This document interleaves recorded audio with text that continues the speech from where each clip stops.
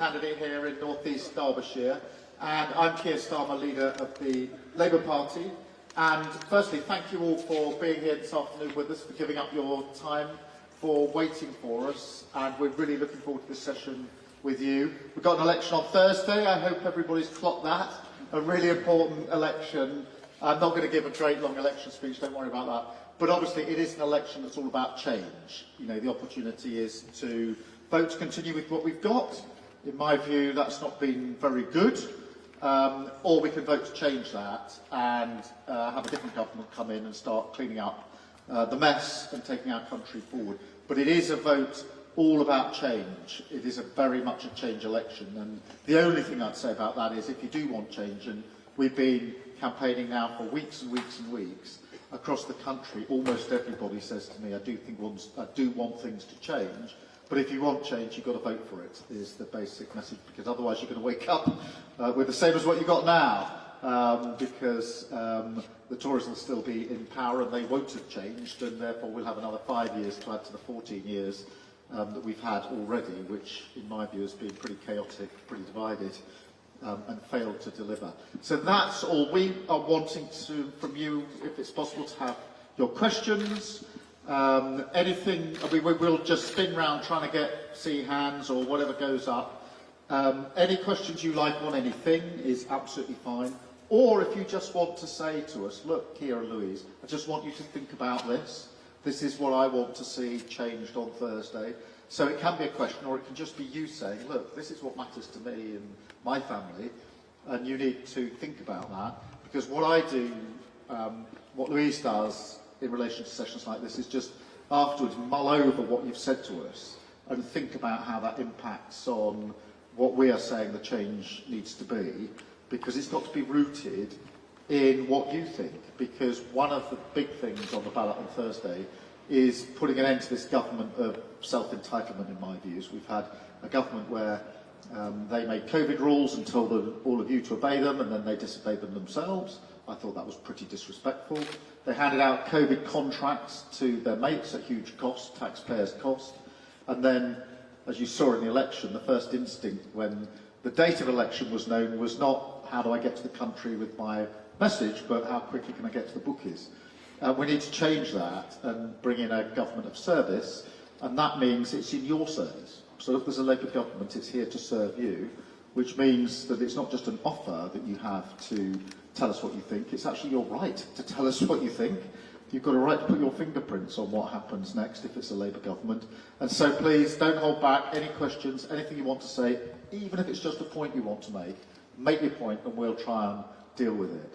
Have we got anyone who wants to open the proceedings with an opening question? Someone has been pointed out. Yeah, and we've got a roving mic, so we'll just pass that to whoever wants to ask a question or make a point. You all talk about improving the NHS, but it all tends to be a long-term plan. What are you going to do right now to make waiting lists and everything lower? We're going to put a plan in place straight away for 40,000 extra appointments each and every week, because it's shocking at the moment. There's nearly 8 million on the waiting list, which means that many of you will either be on a waiting list or you certainly know someone who's on a waiting list, maybe a member of family or friend, and that is shocking. That's the highest it's ever been. And satisfaction in the NHS is as low as it's ever been. And my wife works in the NHS, by the way, so I feel this very personally in terms of the impact on the workforce. They're overworked, they're not properly respected, they've got a waiting list that is far, far too high, so 40,000 extra appointments each and every week to get that waiting list down. That's 2 million a year to get the waiting list right down. That will mean, and this is the tough bit, that we have to work with the NHS staff to work evenings and weekends, because some of the operating theatres are not being used, or most of them are not being used, in the evenings and weekends. We need to change that if we're going to get this list down. Now, obviously, we'll pay the NHS staff for that and work with them. Some hospitals, St Thomas's, which is a London hospital, and one of the hospitals in Leeds, are already doing that. So we know there's a model there that can work, but we'll get that right down. The other thing, just whilst I'm on the NHS as well, is dentistry, which is a massive problem. Some of you will probably have experienced this. Not enough NHS dentists, and not possible to get NHS appointments. We need to fix that with 700,000 more appointments, particularly for children, and making sure we've got NHS dentists close to where you are, because at the moment it's really difficult to get a dentistry. Would you add anything? Or anything else you want to say on it? You sure? Yeah. Okay, let's go somewhere else. Anybody else want to come in? Yeah, yes, sir. Hi, folks. A lot of people are concerned about the cost of living and how things have gone up, obviously, over the last few years. What would Labour be able to do to manage it, drive that down? And specifically, how would you see the national living wage changing over the next 5 years if you're elected? Well, I have to say, across the country, the cost of living is probably the thing that comes up over and over again for obvious reasons. Many people are struggling to make ends meet. Almost everybody's got the same experience, which is my wages, salary haven't gone up considerably, but my prices have. And that's food, that's mortgages, it's rent, and energy has been a massive cost for people. We have to rebuild our economy to make sure that never ever happens again. We cannot go through this again. Don't have a magic wand to say on Friday of this week I've suddenly found some extra money and I can start passing it out to everybody who's struggling, but we will put in place the basics to make sure it never happens again. Stabilising the economy, creating GB Energy. This is going to be a publicly owned energy company which is going to drive renewable energy, which is much, much cheaper and will keep your bills down, not just for a few months, but for good, and give us energy security so that Putin can't put his boot on our throats. When it comes to the minimum wage, what we want to do is not fix a particular sum now, but we are going to change the way that it is formulated so that it will include a cost of living element to it. Because I think a lot of people have said the minimum wage is all very well, but actually does it account for the cost of living crisis that we're going through?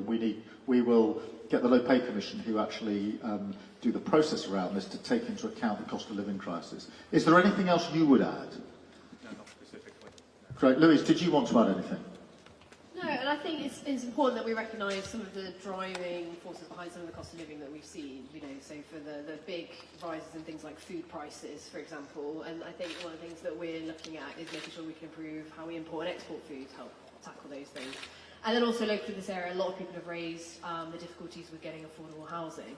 And again, I just know the Labour government's going to take that issue very seriously, which I think for people my generation that I speak to is one of the biggest things on their mind. So.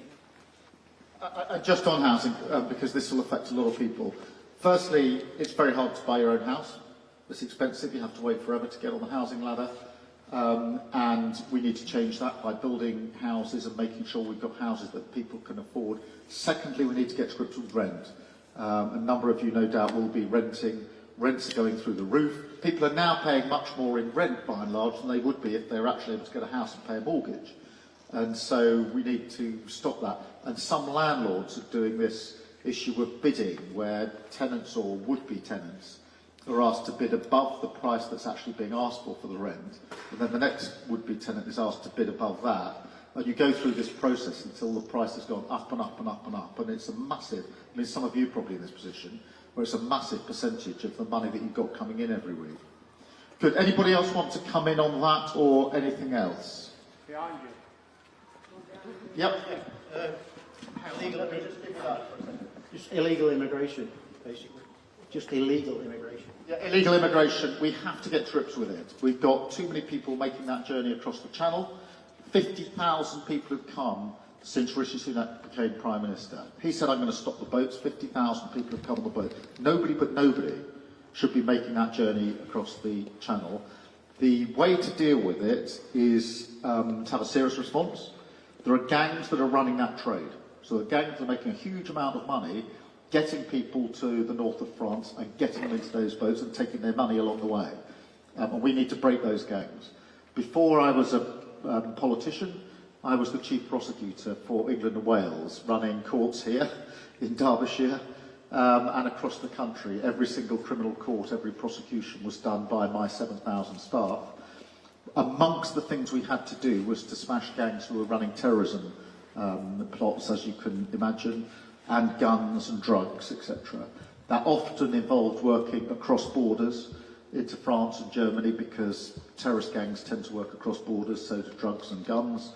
And we shared intelligence, we shared data, we had the police and prosecutors working together, and we took those gangs down. And a good thing too, by the way, because those terrorist gangs were very, very dangerous. Got to do the same with these gangs that are running this trade, because nobody should be making that journey across the channel. It needs a serious response.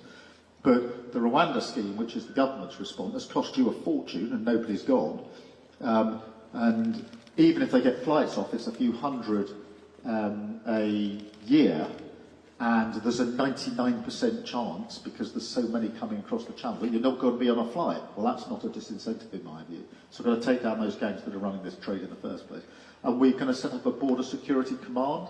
This is a new elite force, police, prosecutors, intelligence and security services working together with counter-terrorism powers, which allows them to act before they'd normally be able to act, to intercept what's going on. So that's a really serious response to what is a massive challenge for our country at the moment, because I think there's a sense that the government's lost control of the borders and therefore lost control of who's coming here. You know, it ought to be the government that decides who comes to this country, not criminal gangs. And we need to get control back here. Is there anything you wanted to add, sir, on that? Yes, what's going to happen to them who's already here? Well, at the moment, what's happened to those that are here, there's tens of thousands, is they're not getting processed. That means they're being housed in hotels. Not broadly, there are ex-military bases as well, and you're paying the bill, and that's not acceptable. And therefore they've got to be processed. So amongst those, there will be people who shouldn't be here, but they can't be sent back because they're not being processed. So we've got to get on and process them. Rishi Sunak says he'll send them to Rwanda. That's a few hundred every year. That's 340 years before we can get them to Rwanda. That's how absurd that is. So we've got to do something about it. Good. Anybody else on anything else? That's this woman, and then I did see your hand. Yeah, please. Could I just touch on what you've said? You've said that they are being in hotels, being put up, we're paying for it. You've got all these homeless people on the streets, your armed forces that are on the street that fought for our country, but they're not being housed. Yeah, and that is exactly why we've got to fix this problem, because at the moment it's costing millions of pounds for the rent in hotels. That is just not sustainable. So we've got to fix that problem. And you're absolutely right that you've got ex-military who are really struggling. I'm going to pass to Louise, because she is ex-services. She served the country for many years, including, I think, in Afghanistan. So let me address that, because I think we're all concerned with our ex-service people, who many of whom struggle. Actually, they want more support. They're not getting that support.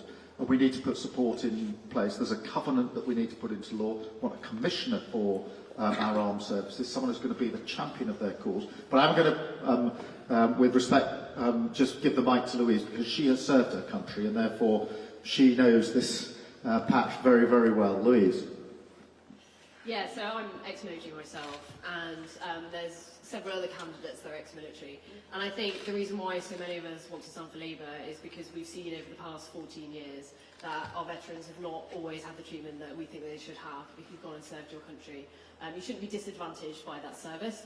And I just can't wait. I'm really looking forward to having a Labour government and knowing that we can start improving things, making it even better for veterans that have served their country. I know for a fact that things like the Armed Force Commissioner, for example, that will make a huge difference, having an independent commissioner, which is a fantastic thing that we do for veterans. Just to give you an example, because you said about people, homeless, etc. For some people who serve their country, there are all sorts of issues with the support they need, quite often some mental health issues in there that aren't picked up. And having a commissioner means you've got somebody who's on your side who can help you access support which you might be entitled to, but you simply don't know about or can't find a way of getting to. So that's really important. Having 14 Labour candidates who are ex-services is really important to us as a Labour Party, because if we're able to form a government, if we are privileged to come in and serve later this week, it means that they will be on the government benches, Louise and others in my ear, making sure that we are acting on this, rather than being in opposition, where all you can do is try to force the government to do something about it. Yes, sir. You can Hospitality is really important to our business. Yeah. And it's having probably the toughest time that it's had in such a long time. We've got a disproportionate VAT rate, disproportionate duty rate. What's the government going to do to support that? Because they are one of the biggest employers out of the whole economy. Yeah, and obviously here you depend on that hospitality in terms of what you do for a living. Firstly, let me acknowledge how hard it's been, because I think for the last few years you've gone through COVID, obviously, which had a massive impact, then into the problem with the conflict in Ukraine, and now a cost of living crisis. And as you all know, the problem with the cost of living crisis is that very often people say the first thing they're going to cut out is going out for a meal, going out for a drink, socialising, and therefore what used to be a sort of weekly or monthly meal out with the family has been cut right back. That hits hospitality. So it links with what we need to do on the cost of living. We have to grow our economy, and we have to make it easier to be in hospitality. I think one of the things on the high street that is needed is the business rates need to be amended and changed, because many in hospitality are saying we're basically paying up front through the business rates for at quite high rates, and we're not being able to compete with those that are online. So there are things we can do straight away, but the thing that we need to do most of all is grow our economy. That's been flatlining for 14 years now. There's no reason it should, by the way. We've got brilliant businesses, huge potential in this country, but we're not making the most of it. But hospitality, I think, has been very, very hard hit. Is there anything else that you would do in... Think of what you want me to be thinking about on the train on the way home, that you just say, look, here, just have a think about this one on my behalf, because I know what I'm talking about. Well, I think I said quite specifically, we've got a disproportionate VAT and duty rate for hospitality, particularly within the on-premise. That's something that could be easy to fix and drive people to go back out again, because it would make it more affordable, it would start to drive the economy, it would start to drive more people back into work, because we'd drive more jobs, and therefore we'd have a much better thriving economy. But there needs to be a stimulus in that, and I don't think business rates quite cut it. Okay, so you would go further than that and look at other duties. No, let us take that away. I mean, obviously, what I'm not going to do is make commitments to changing tax rates that, unless we can afford it, unless it's fully funded and it's sustainable. That's a big mistake. That's what Liz Truss did. She made promises which were unfunded, and look where that got us, and we're not going to do that again. But I do think, I mean, let us mull over what you have to say. The other thing, of course, is to make sure our town centres and high streets feel safe to people, because too many people feel I'm not going to go out, actually, because I'm not sure about the high street anymore. We need to turn that around. That's partly about the police we need. It's partly about upgrading our high streets and making sure we're getting good businesses in there that want to thrive. All of that has to be done pretty urgently, in my view. Let us go somewhere else for a question or a contribution. Behind me. Sorry. Thank you. Lots of young people will be voting for the first time in this general election. There seems to be a great deal of apathy with this particular age demographic because of a lack of education in schools around British politics and our voting system. If Labour are successful, what would you like to see happen in our education system to encourage more young people to vote? The first thing is we need to get the teachers in that we need. One of the shocking things I think about state secondary at the moment is we haven't got enough teachers in our basic subjects. So in maths, we've got too many children and young people being taught maths by supply teachers or PE teachers rather than maths teachers. And that lives with children for a very long time, particularly if it's GCSE year. My boy's just finished his GCSEs, so we've been living through how important this is. If you miss out at that level on basics like maths or English or whatever it may be, that will affect, he's already thinking what can he do next in terms of possibly going on to sixth form, A-level, so it's the gateway to what happens next. And as you will all know, apprentices, etc., do depend on what's happened with your maths at school. So if they're missing, so we will recruit 6,500 new teachers into our schools to make sure we've got the teachers that we need. We do need to broaden the curriculum as well, by the way. I think that we don't teach children enough about the skills they're going to need for the jobs they're actually going to go into and the lives they're actually going to lead. And that is about maths and English, those basic core subjects, of course it is. But it's also about working in a group, it's about confidence. I mean, you will know this from your working environment. It matters whether you can work in a group. It matters whether you can work with the team that you're working in. And a lot of young people come to work, you will have probably seen this, perfectly capable of doing the job, but not actually skilled in working in a work environment. So I think we need to do a lot more than that. I also want to do proper work experience for children at school, 2 weeks worth, where they go into a work environment and see what it's like for themselves. Because a lot of young people wouldn't know what it was like to come in here and see what you're doing. I think they should be coming in here and seeing what you're doing, and you can tell them, this is what I do, this is what my colleagues do, this is how this works, this is why business is important, this is why politicians talking about the economy is important. It needs to be linked, not to some abstract thing, I think, but to the real world in which they're going to be working. Is there anything you would do? Is there, you've been burning to say, look, I think this ought to be taught? Yes. I think a lot of young people don't even know what a ballot looks like. So, obviously, you are leader of the Labour Party. We want lots of young people to engage in politics. Yeah. But I don't think that that's happening because there's such a lack of education around party systems, first past the post, etc. That is putting young people off engaging in politics. Yeah, we need to engage them in politics. We would give the vote at 16 and 17, by the way, because I think if you can go out and work and pay your tax, then you're paying into the pot, and you should have a say over what that pot is used for in terms of what your tax is used for. But we do need to engage young people. We also need to give them some hope. At the moment, if you're a young person, your basic message is, it's hard to get a job, it won't be as secure as you might want. If you can't afford to buy a house, and almost all of them won't be able to, you're going to be paying rent or staying at mum and dad's for a long period. The rent is going to cost you a fortune. The staying at mum and dad's going to be much longer than it was in the past. And you don't feel supported. And we need to turn that around, because in the end, what we do for the next generation is defining of government. I mean, my mum and dad, my dad worked in a factory. My mum was a nurse until she became too ill to work. And, you know, it was really tough for them at times. They couldn't make ends meet, etc. But they believed that the next generation, that their kids would have a better chance than them, and there'd be a better future for their children. It was really, really important to them. And we kind of lost that at the moment. We need to get it back. So is there anything you wanted to add to that? No, I actually think there's sort of incumbent on us as politicians actually to get out there and spread the message. You know, I went on a really great visit to a primary school last week, and all the kids really wanted to know about politics and what a party is, and you know, what government will do. And I think it's about us to go out and say to people, look, you don't have to put up with things having been the way they've always been. Politics can make a difference. It can make a difference at the local level. You know, just get involved with your parish council, with your district council. Politics can make that difference. And I think it's really easy, and not just for young people, to look around and see politics as something that other people are doing a long way away. And it's not. It's in your communities. It's in our communities. It's about people understanding that you can make a difference and there are choices to be made. You just need the right people to make them. The final thing I'd say about this, because I think it's important, is during COVID, we asked everybody to obey the rules.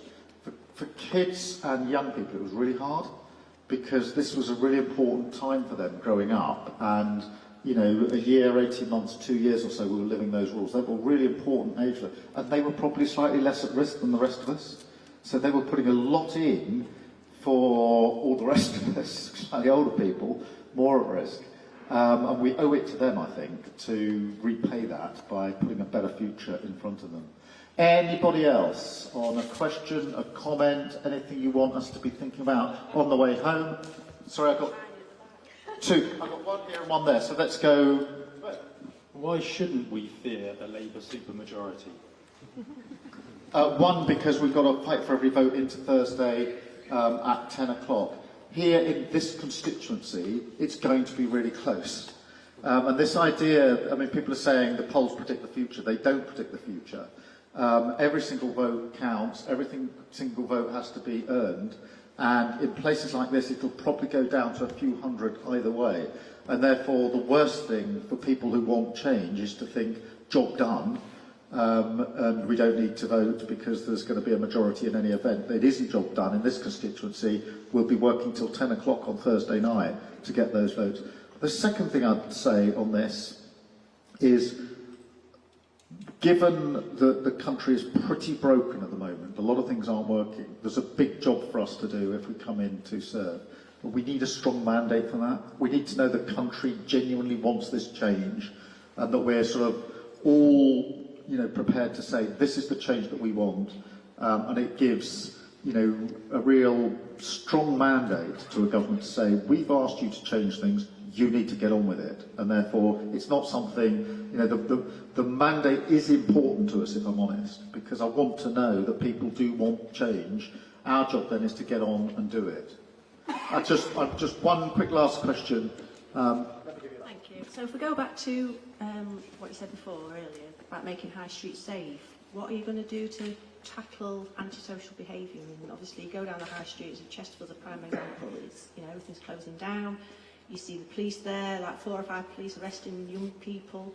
There's nothing, there's no future for young people. There's, grassroots football and things like that. There's no facilities. You've got children climbing over fences, just to play football. What are you going to, how are you going to tackle that? It's a real concern for parents. No, well, look, thank you for raising antisocial behaviour. I've had no end of people telling me when I was a prosecutor, and since I've been a politician, that antisocial behaviour is low level, it doesn't really make that much difference. It makes a massive difference to people's lives if they feel I can't go out in my community, in my street, into my high street. And so we have to tackle it. Partly that is more police officers, 13,000 more police, neighbourhood police. That means in the neighbourhood, dealing with antisocial behaviour, not behind a desk, not in an office, but in the neighbourhood. But it has to be coupled with more things for our young people to do, because if all the facilities are closed down, you can't play football or engage in sports or other activities, then it makes a bad situation worse. So we do need to tackle that. Louise, I'll pass to you, and then I think we're slightly running out of time. So make it brief. Yeah, and I think North East Derbyshire has really suffered from losing a lot of youth facilities, and it's something that gets brought up a lot to me, both here in Clay Cross and elsewhere in Dronfield, about the opportunities for young people and things for them to do, whether it's youth facilities or whatever. And I think, this is something that Labour is taking very seriously. Yes, we'll have the police, but equally we need to make sure that we're investing in young people and showing that we believe in them and that we're helping them. Can I just end by saying this? One, thank you for being here. Thank you for standing for as long as you've stood whilst we're having this session. Thank you for your questions. I don't want you to think this is your last opportunity. If there's something you wanted to say, a question you wanted to ask, but we didn't have time or you didn't feel inclined to put your hand up with all these cameras running, will you please, through your teams here, just tell us what it is that you wanted to say? It can be anything, and get it through to we will then make sure it comes through to my team, to me, and I will try to answer your questions or deal with your queries, because you've got a right to tell me what you think. It is your right to do so. So if there's anything that you think I would have asked that, or given what I've now heard Louise and Kier say, I've got a follow-up question, just make sure if we could do this perhaps through the management here or whatever, I'll then make sure my office picks that up, because you've got the right to put your fingerprint on what happens next. We want to be a government of service, and that means we're serving you, and that's really important. And if we're serving you, you've got the right to be heard. So please, anything, big, small, short, long, doesn't really matter, question, contribution, if you just pass it through the team, I will make sure that we deal with it and get back to you on it. Thank you all very much indeed. Thank you.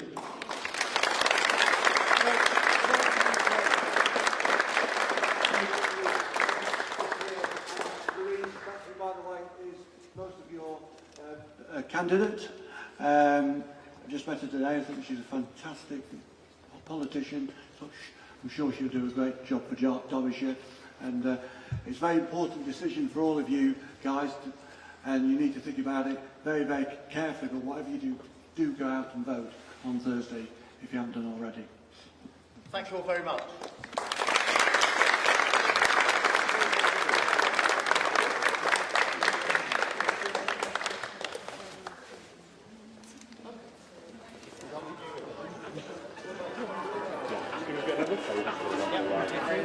Kier Starmer.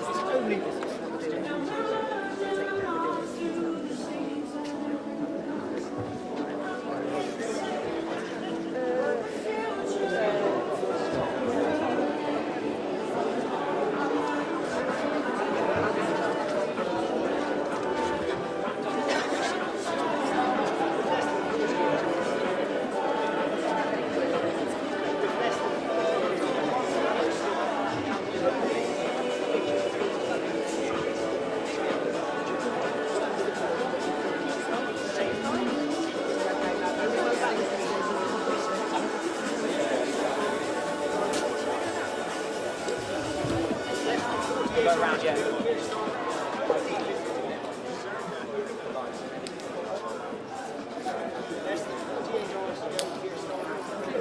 We've got about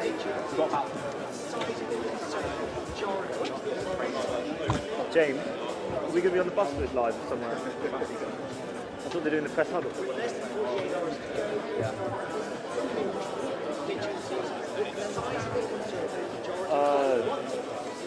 Okay, so on the bus, but Sabrina's going. Cool.